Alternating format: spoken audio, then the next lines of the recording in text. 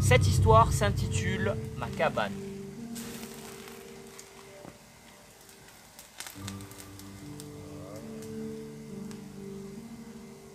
Donc je vais vous raconter l'histoire de Lucie. Lucie, elle a 6 ans, mais elle est très vive d'esprit. Je vous fais un peu le tableau de Lucie. Hein. C'est un personnage.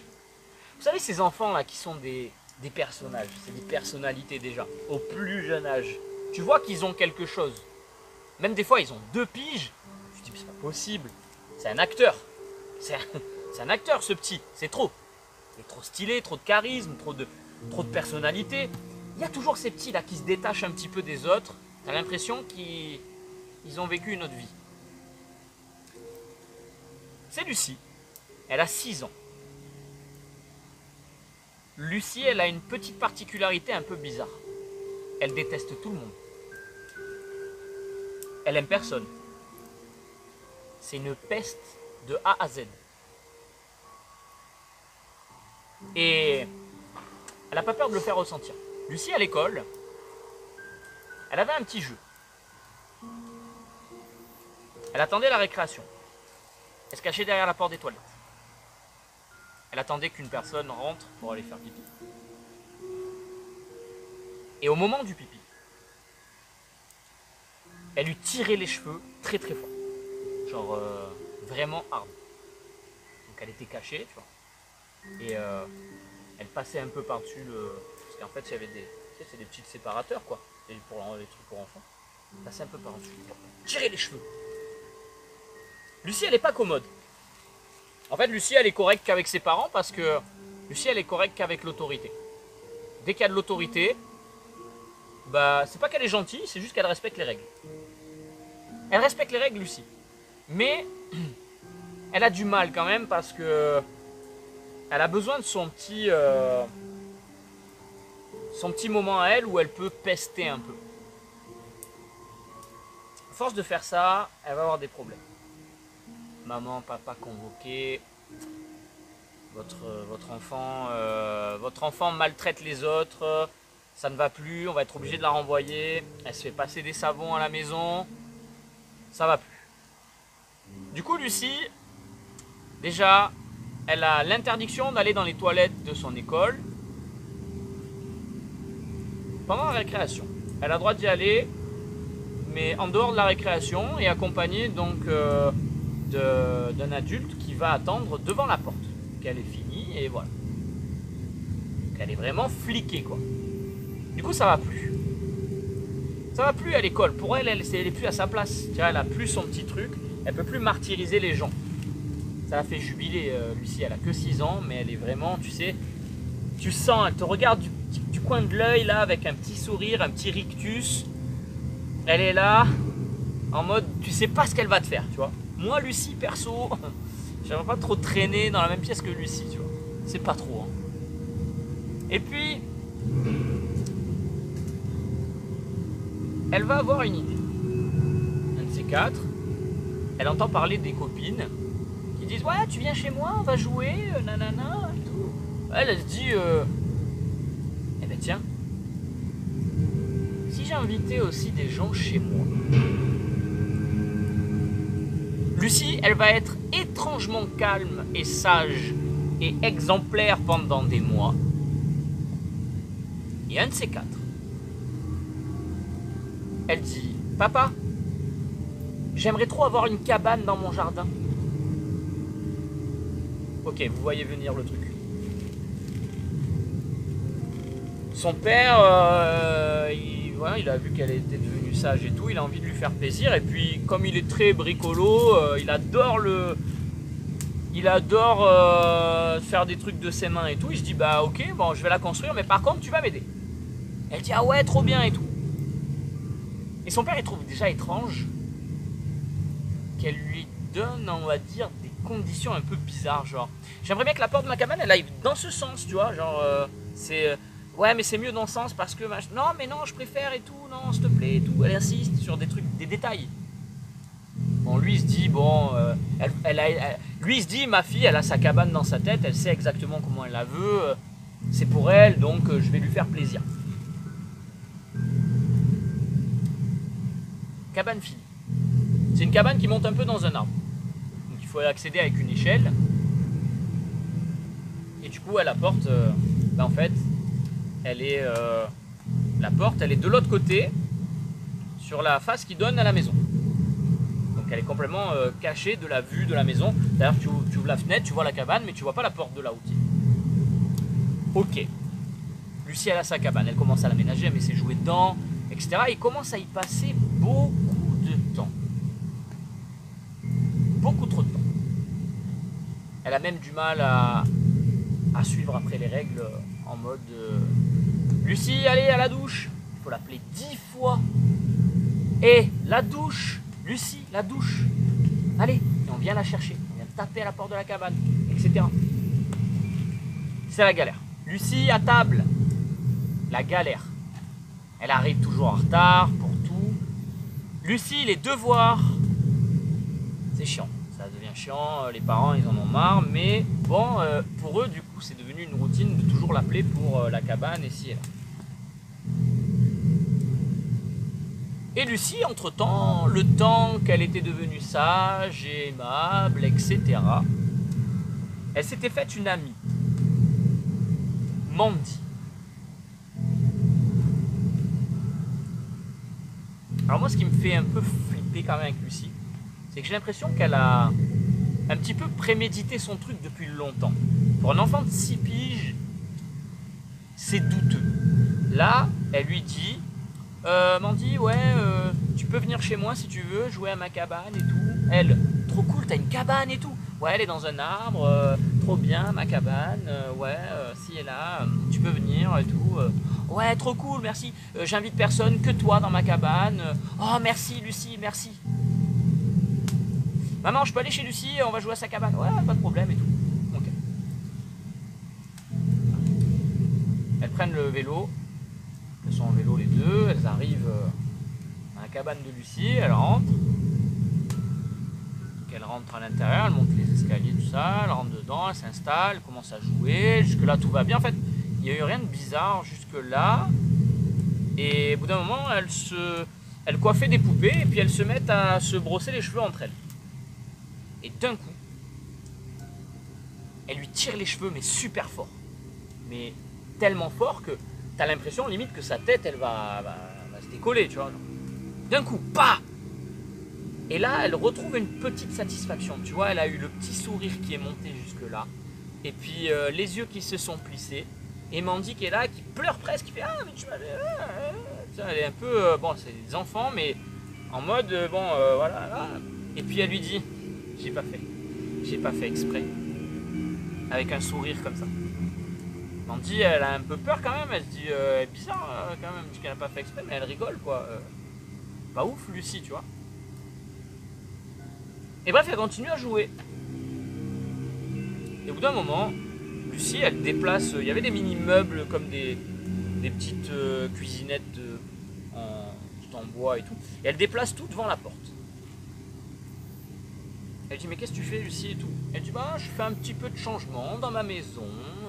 Elles sont en full RP. Elles sont là, machin, d'accord, ok. Et elle lui dit... J'ai un jeu. Mandy, j'ai un jeu. Tu veux qu'on y joue? C'est quoi ton jeu? Oh là là, je veux jouer à la poupée, tout ça. Ben, tu fermes les yeux et tu poses ta main ici.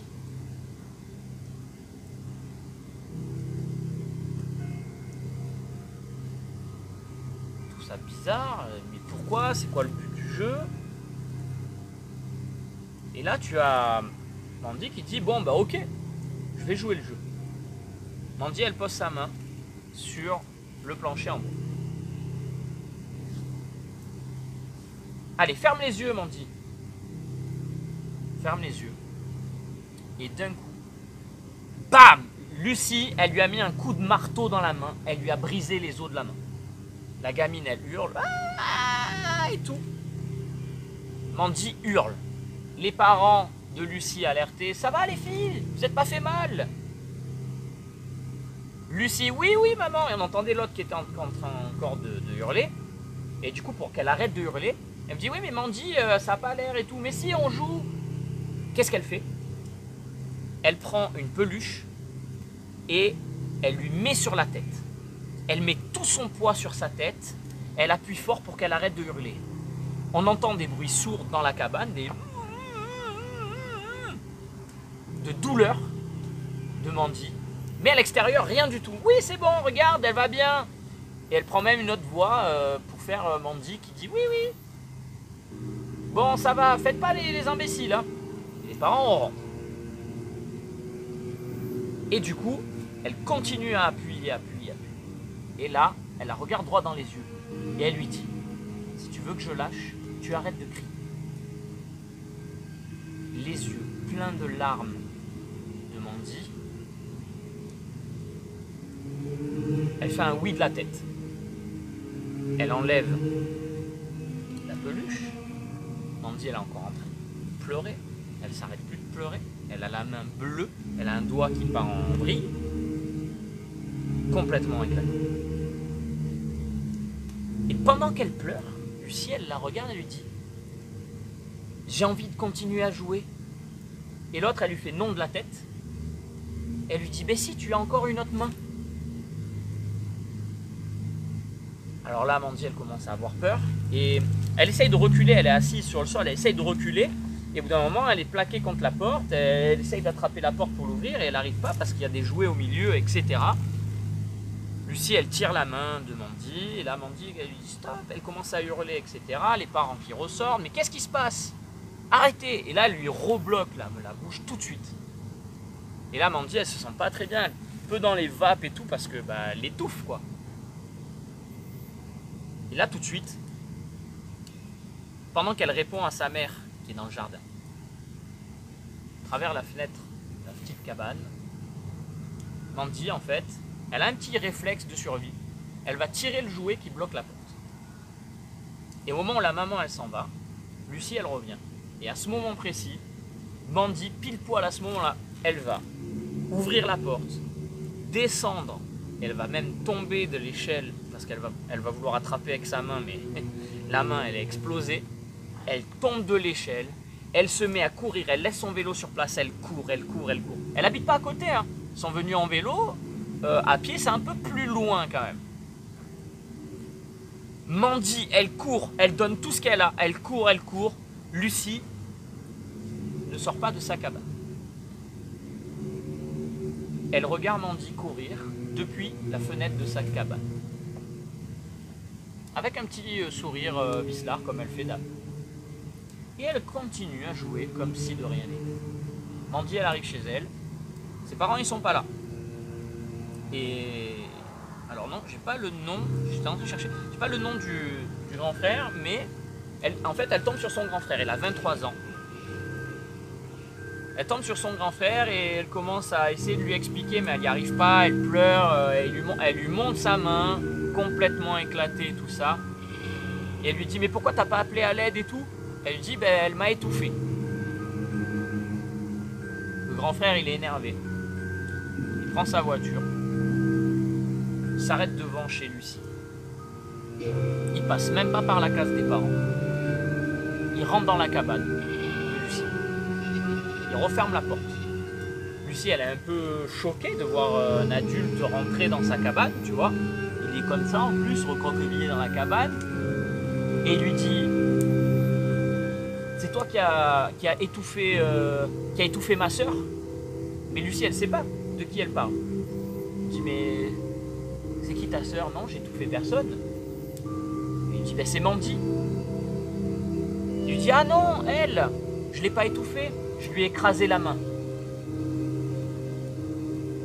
Le frère, choqué, il a la colère, il est choqué, il ne sait pas quoi faire. Il se retrouve face à une gamine de 6 ans comme ça et tout. Il lui dit, je vais te donner une leçon. Je vais te donner une leçon. Ce que tu as fait à ma soeur, je vais te le refaire. Il pose sa main sur la tête de Lucie. Lucie, elle prend le marteau. Il prend le marteau de Lucie, il le met sur le côté. Il plaque Lucie sur le sol. Il l'étouffe. Et il lui dit, je veux que tu t'excuses auprès de ma soeur. Je veux que tu t'excuses auprès de ma soeur. Et elle le regarde sans pleurer. Et elle fait des noms de la tête. Jusqu'à mourir asphyxié en disant non. Et puis plus rien. Le frère de Mandy, il n'avait pas ces intentions-là, mais sous le coup du nez, on touche à sa sœur, son sang. Là, il ne sait plus quoi faire. Il est complètement perdu. Il vient de tuer une gamine, il vient de s'en rendre compte à l'instant. Sur le coup des nerfs, il s'en était même pas rendu compte. Il sort de la cabane et il rentre. Et du coup, il retrouve sa sœur et sa sœur Mandy, elle lui dit: qu'est-ce que t'as fait à Lucie? C'est ma copine et tout. J'espère que tu lui as pas fait peur. Hein. Il dit: non, t'inquiète pas. Elle a pas eu peur. Et c'est tout ce qu'il lui dira. Il dit: tout va bien maintenant, Mandy, tout va bien. Il sait qu'il va avoir des problèmes. Il s'assoit dans son salon, il attend. Il reste là. Là, je vous parle de l'après-midi. Le soir, la maman de Lucie, elle sort dans le jardin. Lucie, à table! À table!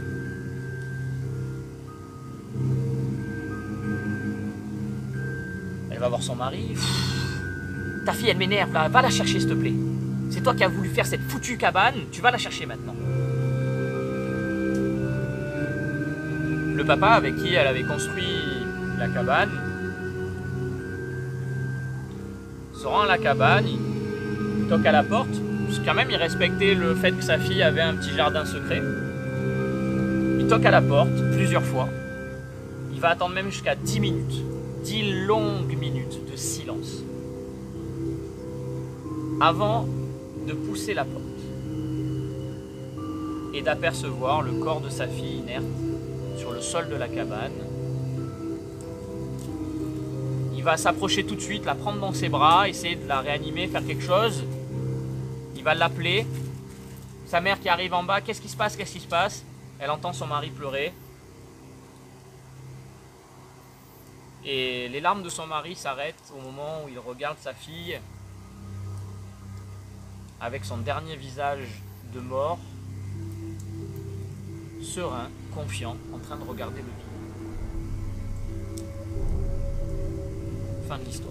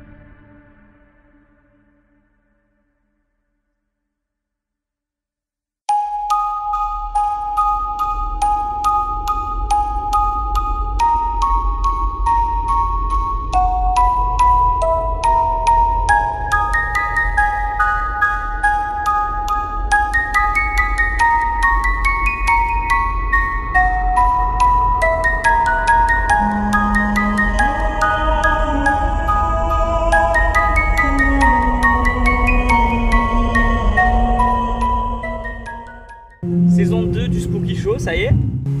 Une seule règle. Vous ne saurez jamais si c'est la réalité ou une fiction.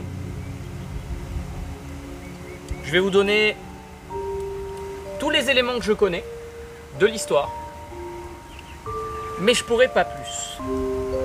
Pour le lancement de cette saison 2 du Spooky Show,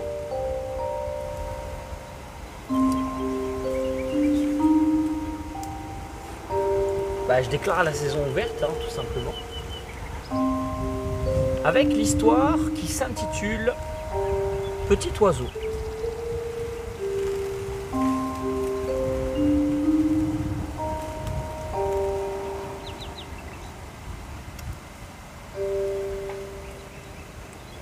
C'est l'histoire d'une fille qui s'appelle Marie. C'est bien, tu sais où elle est la place, hein. Il faudra que tu reviennes ici, on fait un tournage, mec. Bravo. Toi et moi.